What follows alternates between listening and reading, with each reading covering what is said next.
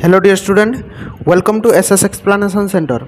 आज यही क्लास रे आम +3 सेकेंड सेमिस्टर रो कोर पेपर 3 जोटा कि अच्छी तुम इंट्रोडक्शन टू पॉलिटिकल थ्योरी सही पेपर रू आम क्लास टी करवा। तुम्हें जानी पिला माने आम आगु 3टी यूनिट आम सारी देछे।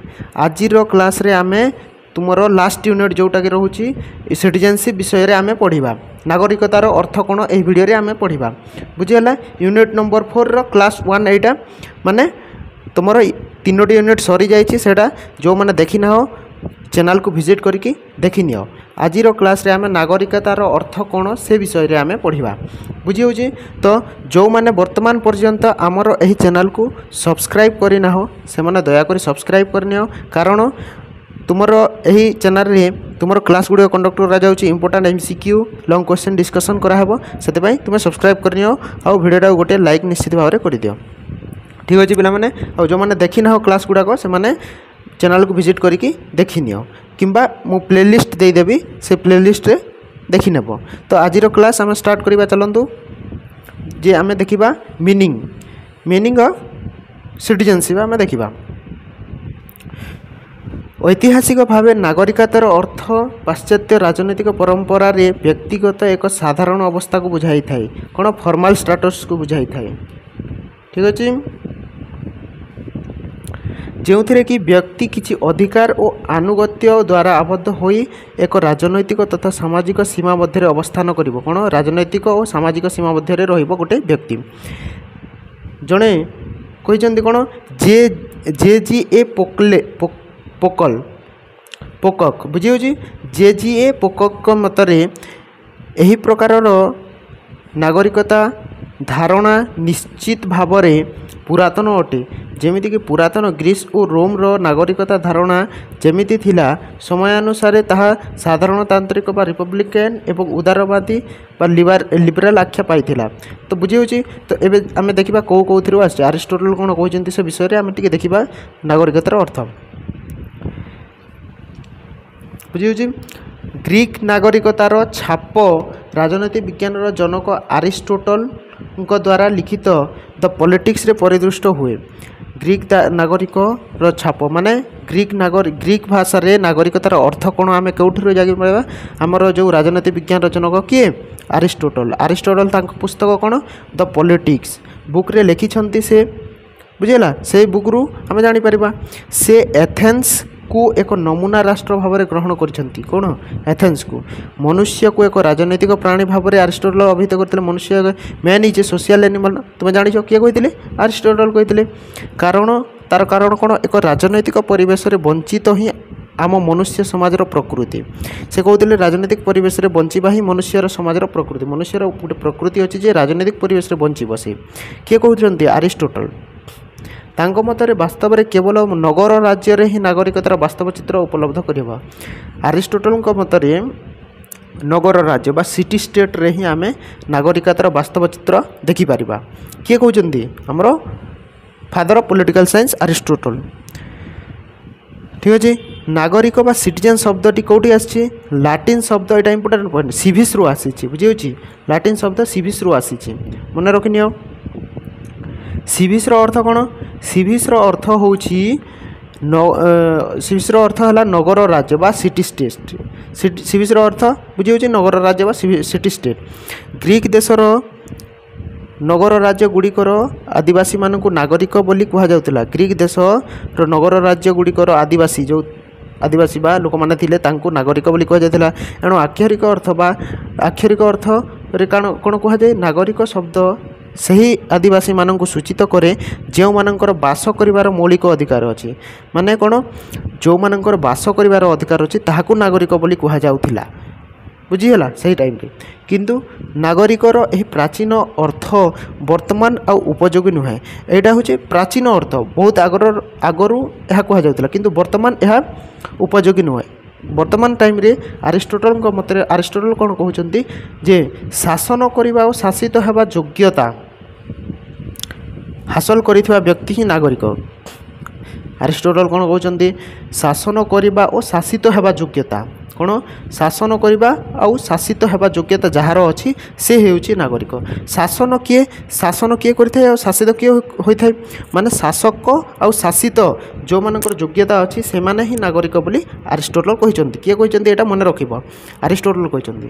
ଆରିଷ୍ଟଟଲ ସର୍ବପ୍ରଥମେ ନାଗରିକତାର ଆଖ୍ୟା ନିରୂପଣ କରିଥିଲେ। କିଏ କହିଥିଲେ ନାଗରିକତା ବୋଲି କିଏ କହିଥିଲେ? ପ୍ରଥମେ ଆରିଷ୍ଟଟଲ କହିଥିଲେ। ତାଙ୍କ ମତରେ ନଗର ରାଜ୍ୟର ସମସ୍ତ ଅଧିବାସୀ ଶାସନ କାର୍ଯ୍ୟରେ ନିଜର ଯୋଗଦାନ ପାଇଁ ସମୟ ପ୍ରଦାନ କରିପାରୁନଥିଲେ। ଯେ ନଗରାଜ୍ୟର ସମସ୍ତ ଅଧିବାସୀ ଯୋଗଦାନ କ'ଣ ଶାସନ କାର୍ଯ୍ୟରେ ଯୋଗଦାନ କରିପାରୁନଥିଲେ। ତାଙ୍କର ସେଥି ନିମନ୍ତେ ଆବଶ୍ୟକୀୟ ଯୋଗ୍ୟତା ଥିଲେ ହେଁ ତାଙ୍କୁ ନାଗରିକ ପଦବାଚ୍ୟ କରାଯାଉଥିଲା। ସେହି ଦୃଷ୍ଟିରୁ ସେ ରାଷ୍ଟ୍ରର ଅଧିବାସୀମାନଙ୍କୁ କ୍ରୀତଦାସ ଓ ନାଗରିକ ପରେ ଦୁଇ ପର୍ଯ୍ୟାୟଭୁକ୍ତ କରିଥିଲେ। ସେ ଆରିଷ୍ଟଟଲ ଦୁଇ ଭାଗରେ ବିଭକ୍ତ କରିଥିଲେ, ଯେଉଁଟାକି କ୍ରୀତଦାସ ଯେଉଁ ସ୍ଲେଭ୍ ଆଉ ସିଟିଜେନ୍। ବୁଝିହେଉଛି? ସ୍ଲେଭ୍ ଆଉ ସିଟିଜେନ୍ ଅଲଗା ଅଲଗା କରିଥିଲେ କିଏ? ଆରିଷ୍ଟଟଲ ତାଙ୍କ ମତରେ ଆଉ କ'ଣ କହିଥିଲେ? ଏଥେନ୍ସର ନାଗରିକ ହେବା ପାଇଁ ଜଣେ ବ୍ୟକ୍ତି କେବଳ ଏଥେନିଆନ୍ ପରିବାରରେ ଜନ୍ମଗ୍ରହଣ କରିଥିବେ ତାହା ନୁହେଁ। ଆରିଷ୍ଟଟଲ କହିଥିଲେ ଯେ କ'ଣ ଆରିଷ୍ଟଟଲଙ୍କ ମତରେ ଏଥେନ୍ସର ନାଗରିକ ହେବା ଲାଗି ଜଣେ ବ୍ୟକ୍ତି ଏଥେନିଆନ୍ ପରିବାରର ବା ସେହି ରାଷ୍ଟ୍ରର ଗୋଟେ ପରିବାରରେ ଜନ୍ମଗ୍ରହଣ କରିବା ସେଇଟା ଯଥେଷ୍ଟ ନୁହେଁ, ବରଂ ସେ କ'ଣ ଜଣେ 20 ବର୍ଷ ବା ତାହାର ଉର୍ଦ୍ଧ୍ୱ ବୟସର ପୁରୁଷ ହୋଇଥିବା ସହିତ ଗୋଟେ ଭଲ ପରିବାରରେ ଜନ୍ମ ହୋଇଥିବା ଦରକାର। କ୍ରୀତଦାସ ପରିବାରରେ ନୁହେଁ। ସେ କହୁଥିଲେ ଯେ କ'ଣ ଗୋଟେ ଏଥେନିଆନ୍ ପରିବାରରେ ଜନ୍ମ ହେଲେ ହିଁ ସେ ନାଗରିକତା ପାଇବ ଏହା ନୁହେଁ। ସେ କହିଥିଲେ ଯେ 20 ବର୍ଷରୁ ଅଧିକ ହୋଇଥିବ ଆଉ ଗୋଟେ ଭଲ ପରିବାରରେ ଜନ୍ମଗ୍ରହଣ କରିଥିବେ। ସେ ଗୋଟେ ସ୍ଲେଭ୍ ପରିବାରରେ ବା କ୍ରୀତଦାସ ପରିବାରରେ ଜନ୍ମଗ୍ରହଣ କରିଥିଲେ ତାଙ୍କୁ ନାଗରିକ ଦିଆଯାଇପାରିବ ନାହିଁ ଆରିଷ୍ଟଟଲଙ୍କ ମତରେ। ବୁଝିହେଉଛି? ତେଣୁ ଆରିଷ୍ଟଟଲଙ୍କ ଚିନ୍ତାଧାରାରେ ସ୍ପଷ୍ଟ ଭାବରେ ଲିଙ୍ଗ ଓ ଶ୍ରେଣୀର ଜାତିର ବିଭେଦତା ବାରି ହୋଇପଡ଼େ। ତ ଏଥିରୁ ଆମେ କ'ଣ ଜାଣିବା ଯେ ଆରିଷ୍ଟଟଲ ନିଶ୍ଚିତ ଭାବରେ ଲିଙ୍ଗ ଶ୍ରେଣୀ ଜାତିର ବିଭେଦତା ଦେଉଥିଲେ। ବୁଝିହେଉଛି? କ୍ରୀତଦାସ ଜଣେ ବ୍ୟକ୍ତି ଯଦି କ୍ରୀତଦାସ ବା ସ୍ଲେଭ୍ ଘରେ ଜନ୍ମ ହୋଇଛି ସେ ତାଙ୍କୁ ସିଟିଜେନସିପ୍ ମିଳିବ ନାହିଁ। ତାର ଅର୍ଥ କ'ଣ ହେଉଛି? ସେ ଲିଙ୍ଗଗତ ପାର୍ଥକ୍ୟ ଦେଉଛନ୍ତି, ଯଦି ଆମର ଶ୍ରେଣୀଗତ ପାର୍ଥକ୍ୟ ଦେଉଛନ୍ତି। ବୁଝିହେଉଛି? ତ ଏଇଟା ଆମେ ଦେଖିଲି। ତ ଆରିଷ୍ଟଟଲ ନାଗରିକତା ସମ୍ପର୍କରେ ଆରିଷ୍ଟଟଲ ଓ ପ୍ଲାଟୋଙ୍କ ଧାରଣା କ'ଣ? Aristotle and Plato on citizenship. Aristotle ଆଉ ପ୍ଲାଟୋ କ'ଣ କହିଛନ୍ତି ସିଟିଜେନସିପ୍କୁ ନେଇକରି ତା ବିଷୟରେ ଆଉ ଟିକେ ଡିଟେଲ୍ସ ଆମେ ଦେଖିନେବା। ଆରିଷ୍ଟଟଲ ସେହି ବ୍ୟକ୍ତିଙ୍କୁ ନାଗରିକତାର ଆଖ୍ୟା ପ୍ରଦାନ କରିଛନ୍ତି ଯେଉଁମାନେ ଶାସନ କରିବାର ବା ଶାସିତ ହେବାର ଯୋଗ୍ୟତା ହାସଲ କରିଥିଲେ। Aristotle described at citizenship those who rule and are ruled by turn. ବୁଝିହେଉଛି? ଏଇଟା ଆମେ ବୁଝିଛେ ଲାଷ୍ଟ ସ୍ଲାଇଡ଼ରେ। ଫଳସ୍ୱରୂପ ଏଥେନ୍ସର ନାଗରିକ ସଭାଗୁଡ଼ିକରେ ଅଂଶଗ୍ରହଣକାରୀଙ୍କ ସଂଖ୍ୟା ବହୁତ କମ୍। ସଭା ବର୍ଷକୁ 40 ଥର ବସୁଥିଲା। ସଭା କ'ଣ 40 ଥର ବସୁଥିଲା ବର୍ଷକୁ। ପୂର୍ଣ୍ଣାଙ୍ଗ ଅଧିବେଶନ ନିମନ୍ତେ 600 ନାଗରିକ ଆବଶ୍ୟକତା କରୁଥିଲା। ଏଥେନ୍ସରେ 30 ବର୍ଷ କିମ୍ବା ତଦୁର୍ଦ୍ଧ୍ୱ ବୟସର ନାଗରିକମାନଙ୍କୁ ସରକାରୀ ପଦପଦବୀ ମିଳୁଥିଲା। କେତେକ ନାଗରିକ ରାଜନୈତିକ ପଦପଦବୀରେ ରହିପାରୁଥିଲେ ଯେଉଁମାନେ ସଭା ଦ୍ୱାରା ନିର୍ବାଚିତ ହେଉଥିଲେ। ବୁଝିହେଉଛି? ସାଧାରଣତଃ ସେମାନଙ୍କ କାର୍ଯ୍ୟକାଳ 2 ବର୍ଷ ବା 3 ବର୍ଷ ଥିଲା, କିନ୍ତୁ ଅନେକ କ୍ଷେତ୍ରରେ ସେମାନେ ବାରମ୍ବାର ନିର୍ବାଚିତ ମଧ୍ୟ ହେଉନଥିଲେ। ଯେତେବେଳେ ସେମାନଙ୍କର କାର୍ଯ୍ୟ ଫଳପ୍ରଦ ହେଉନଥିଲା ଏହାର ଲକ୍ଷ୍ୟ ଥିଲା ଯେ ରାଜନୈତିକ କ୍ଷମତାକୁ ବ୍ୟବହାର କରିବା ପାଇଁ ସମସ୍ତ ନାଗରିକମାନଙ୍କର ସମାନ ସୁବିଧା ସୁଯୋଗ ଅଛି। ଏଇଟା ଆରିଷ୍ଟଟଲଙ୍କ ମତରେ। ଗ୍ରୀସ୍ ନଗର ରାଜ୍ୟମାନଙ୍କରେ ଏଥେନ୍ସ ଟିକେ ନିଆରା। ଏଥେନ୍ସ ଅସ୍ୱାଭାବିକ ଭାବେ ଗଣତାନ୍ତ୍ରିକ ଥିଲା। ଆରିଷ୍ଟଟଲ ନିଜେ ଏଥେନ୍ସରେ ଜନ୍ମଗ୍ରହଣ କରିଥିଲେ, କିନ୍ତୁ ସେ ସେଠାରେ କଳାତିପାତ କରୁଥିଲେ।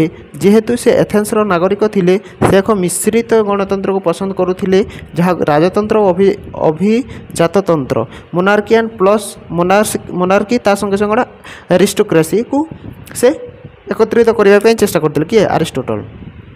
ଠିକ୍ ସେହିପରି ପ୍ଲାଟୋଙ୍କ ପରି ଆରିଷ୍ଟଟଲ ମଧ୍ୟ ସ୍ପାର୍ଟାର ନାଗରିକତାଙ୍କୁ ପସନ୍ଦ କରୁଥିଲେ। ସେତେବେଳେ ସ୍ପାର୍ଟା କଳା ଦର୍ଶନ ଏବଂ ଅବସର ସମୟ ଉପରେ ଅଧିକ ଗୁରୁତ୍ୱ ଦେଉଥିଲା। ସର୍ବୋପରେ ସ୍ପାର୍ଟା ନିଜର ସାମରିକ ସେବା ଉପରେ ସର୍ବାଧିକ ଗୁରୁତ୍ୱ ପ୍ରଦାନ କରୁଥିଲେ। ସ୍ପାର୍ଟାର ବାଳକମାନେ 7 ବର୍ଷ ବୟସରୁ ଗୃହତ୍ୟାଗ କରି ତାଲିମ ନେଉଥିଲେ ଏବଂ ପରିବାରଠୁ ଅଲଗା ରହୁଥିଲେ। ସେ ପର୍ଯ୍ୟନ୍ତ ସେମାନେ ସରକାରୀ ଚାକିରିରେ ଯୋଗ ଦେଉନଥିଲେ। 7 ବର୍ଷରୁ ଗୃହତ୍ୟାଗୀ ହୋଇକି ସେମାନେ ଶିକ୍ଷା ଗ୍ରହଣ କରୁଥିଲେ। ବୁଝିହେଉଛି? ଆରିଷ୍ଟଟଲଙ୍କ ମତରେ ଏପରି ନାଗରିକତା କେବଳ ଛୋଟ ଛୋଟ ରାଷ୍ଟ୍ରମାନଙ୍କରେ ସମ୍ଭବ ହୋଇଥାଏ। ବୁଝିହେଉଛି? ଆରିଷ୍ଟଟଲ କ'ଣ କହୁଛନ୍ତି? ବୁଝିହେଉଛି? एटा नागरिक मैंने निश्चित भाव में परस्पर को जानीपारे और साधारण स्वार्थ निमंते मूल्यबोध आदान प्रदान करें। यापर जो केउ गुण आवश्यकता रही राजनीति अंशग्रहण करने और केउ गुण शासन करने सक्षम से कथा सहजरे हृदयंगम करें से परिशेष में ये कहुपर जड़े नागरिक तार निज स्वार्थ सर्वस्व न हो नगर राज्य स्वार्थ प्रति ध्यान रखिए। लास्ट रे आम कौन देखा जे अरिस्टोटल कौन कहते जे जड़े नागरिक तार निजर स्वार्थ सर्वस्व न हो निजर स्वार्थ को न देखी से नगर राज्यर स्वार्थ प्रति ध्यान देवा उचित बोली अरिस्टोटल कहते।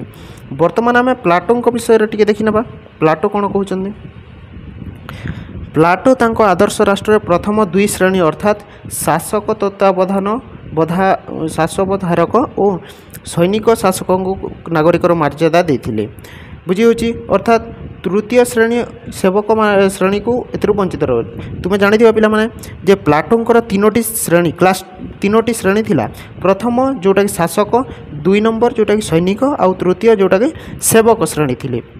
तो प्लाटो कौन कहते शासक आउ सैनिक माने होउछंती नागरिक आउ तृतीय श्रेणी जोटा सेवक होउछंती से माने सेमानको नागरिकर मर्यादा देई नथिले प्लाटो बुझे। तृतीय श्रेणी अर्थात सेवक मान संख्या शासक तत्वावधान मानकर तुलन में बहुत बेसी होते भी से नागरिकता ठारू दूरे रखा जाउथिला। इटा किए कहते प्लाटो। अरिस्टोटल मध्य तांको आदर्श राष्ट्र रे नागरिक और नागरिकता संपर्क में आलोचना करछंती। नागरिक काहाकू कहती और केउ मानकू नागरिक कुहा जाए नहीं यही प्रश्न बारंबार अरिस्टोटल को विव्रत करुथिला। तांको मतरे केवल एक निर्दिष्ट अंचल में बसवास करुथिबा व्यक्ति मानकू नागरिक कुहा जाई न थाए कारण एपरी केतेक व्यक्ति अछंती जे मानकू नागरिकता मर्यादा करा जाई नागरिकता प्रदान करा जाई न थाए। नागरिकता राष्ट्र आदिवासी मानक एक स्वतंत्र अधिकार बुझी गोटे स्वतंत्र अधिकार। यह आधुनिक गणतांत्रिक राष्ट्र नागरिकता ठारू भिन्न अटे। केवल जड़े व्यक्ति गोटे राष्ट्र किछि दिन पाई बसवास कले ताकू नागरिक बोली अरिस्टोटल प्रस्तुत नथिले कहबा प्रस्तुत नथिले। से नागरिक निकट में केतेक स्वतंत्र प्रकृति लक्ष्य करथिले केतेक प्रकृति रहिबा दरकार नागरिक पाखरे। केवल स्थायी बासिंदा बसती वंशगत संपर्क वैधानिक अधिकार उपभोग करुथिबा व्यक्ति को नागरिक कुहा जाई न थाए। किए कहते अरिस्टोटल स्थायी बासिंदा वंशगत अधिकार एटा माने थिले खाली आम नागरिक कहि परिबा नाही। अरिस्टोटल मते से कौन कहते नागरिक माने निरवच्छिन्न राजनैतिक प्रशासनिक क्षमता अधिकार कार्यकारी करथांती। अरिस्टोटल भाषा रे राष्ट्रर प्रशासनिक विधायक और न्यायिक संगठन सहित संपृक्त व्यक्ति को नागरिक बोली कहा जाए। राष्ट्र प्रशासनिक विधायक और न्यायिक संगठन सहित संपृक्त व्यक्ति को नागरिक बोली कहा जाए। मन रखा पिला माने नागरिक माने राजनैतिक अधिकार और कर्तव्य उपभोग करती। ग्रीक मानक मतरे नागरिकता कहिले केवल अधिकार उपभोग को बुझाई नहीं नगर राज्यर सेवा पाई एक सुजोग बोली से अभिहित करछंती बुझी अरिस्टोटल बुझी पिला माने।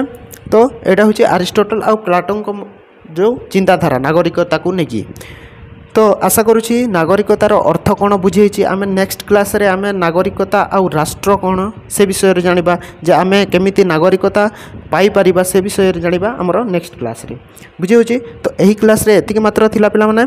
तो चैनल टी को जो माने वर्तमान पर्यंत सब्सक्राइब करने सब्सक्राइब कर दियो आउ गोटे लाइक निश्चित भाव कर दियो आउ मु तले टेलीग्राम चैनल लिंक देदेवी से जॉइन हो बुझे। यही क्लास PDF से अपलोड हो ठीक अच्छे पिला माने। यही वीडियो रे एतिक मात्र। थैंक यू पिला माने।